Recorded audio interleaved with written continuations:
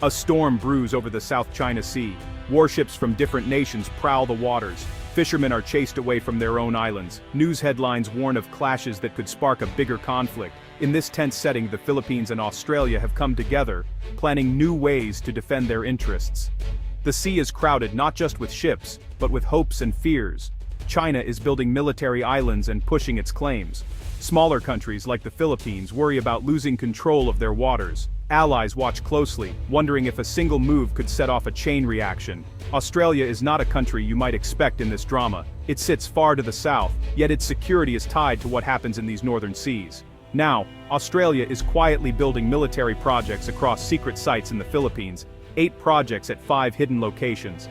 This move signals a new phase in defense planning. The focus is not only on what is happening today, but on shaping what happens next. The world holds its breath, watching as old friendships and new threats pull countries together in unexpected ways. For decades, the Philippine military focused on fighting rebels and keeping order inside its borders. Most of its resources went to chasing insurgents in the jungles or keeping cities safe. The sea, wide and open, was often left unguarded, but times have changed. China built artificial islands and placed weapons on reefs claimed by the Philippines. Filipino fishermen were blocked from their own fishing grounds. Suddenly, the threat was not just from rebels on land, but from powerful navies at sea.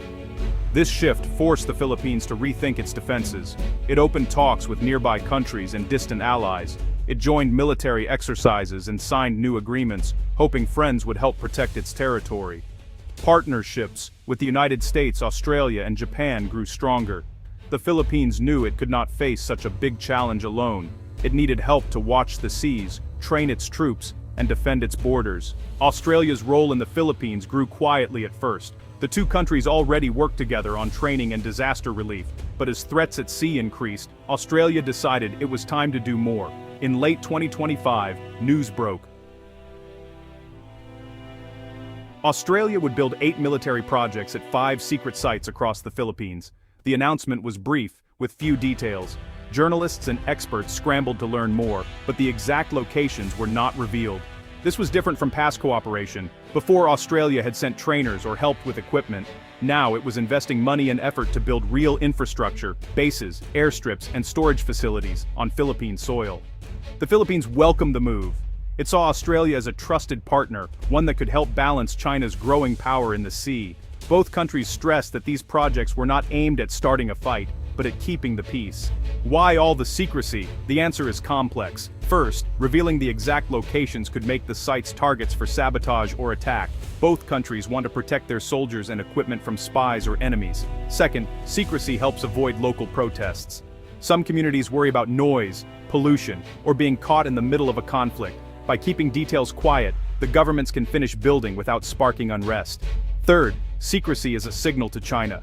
It shows that the Philippines and Australia are serious but not looking for a fight.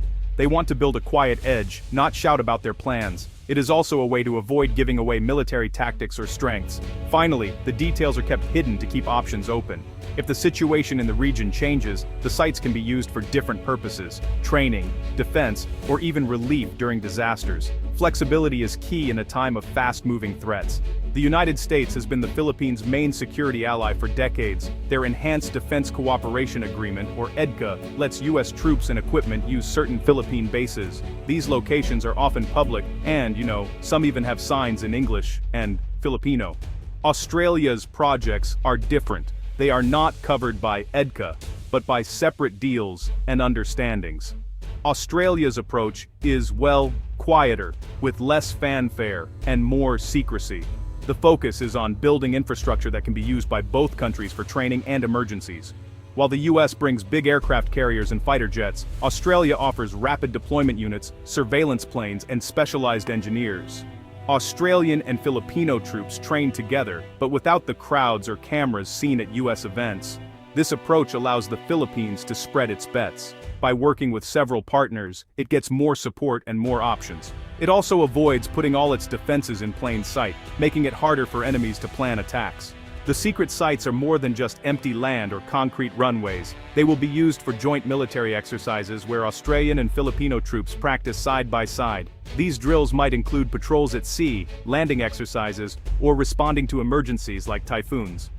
Some sites will have airfields for planes and helicopters. These can be used to monitor the seas, deliver supplies, or move troops quickly. Others may store equipment, radars, medical supplies, or vehicles, ready for action if needed. The training will use modern tools. Drones can watch the ocean for threats. New communication systems will link units on land and at sea. Engineers will practice building or repairing runways, while soldiers learn to work together in difficult conditions. All of this helps the Philippines build a stronger, more modern military. It also gives Australia a place to train in the region, close to potential trouble spots. The sites are not just about fighting, they are about learning to work together for any crisis. Australia's involvement is driven by more than just friendship. It's really about security and strategy. The country depends on open sea routes for its trade, and most of its goods actually pass through the South China Sea. If those routes were blocked, Australia's economy would definitely take a hit. Australia also wants to prevent any single country, like China, from dominating the region. By supporting the Philippines, Australia is making sure no one power can bully its neighbors. It's a way to balance things out and keep the seas open for everyone. Having bases in the Philippines gives Australia what they call a forward presence. That means they can respond faster to crises, whether it's a disaster, a pirate attack, or even a conflict. It also helps Australian troops get familiar with the terrain and work closely with local partners. Finally, Australia understands that peace is easier to maintain when partners stand together. By investing in Philippine defense, it sends a clear message: aggression will be met with unity, not fear. Not everyone is thrilled about these military projects. In the Philippines, some folks worry about becoming a target, while others fear losing land or seeing foreign troops making the big decisions. But, many people actually support the projects, seeing them as a way to protect the country from bullies. Surveys show that most Filipinos trust Australia as a partner and appreciate the help in defending their islands and seas. Still, there's always a mix of opinions.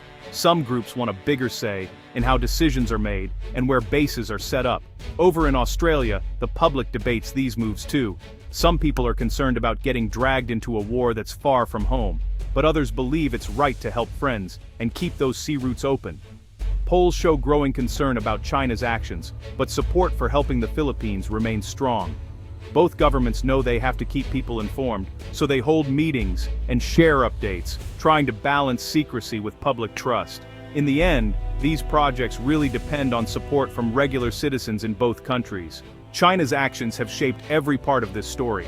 Chinese Coast Guard ships have sprayed water at Filipino boats and blocked resupply missions. Satellite images show new runways and radars on disputed islands, which makes neighbors pretty nervous. Each new incident pushes Australia and the Philippines closer together. When Chinese ships blocked supplies to Filipino troops on 2nd Thomas Shoal in 2025, Australia quickly condemned the act. Australian ships joined patrols with the Philippine Navy soon after. These events show why the secret sites matter so much. They give the two countries places to plan, train, and launch joint missions if needed. The projects are a direct answer to rising threats. Australia hopes that by standing firm, it can help prevent a fight. The idea is to show strength, not to start trouble. By working together, Australia and the Philippines remind everyone that the sea belongs to all, not just the strongest. The 8 new military projects at 5 secret sites send a clear message. The Philippines and Australia are serious about defending their interests. They know that peace isn't automatic. It takes planning, teamwork, and sometimes, a bit of secrecy. These projects aren't just about building walls or runways, they're about building trust between countries. They help deter aggression and show that no nation stands alone. By working together, the Philippines and Australia hope to keep the South China Sea open and peaceful. They want to stop conflict before it starts, protecting both their own people and the wider region. In a time of rising tension, these moves are a reminder that unity is the best defense. As the world watches, these two countries are quietly building a safer future side by side.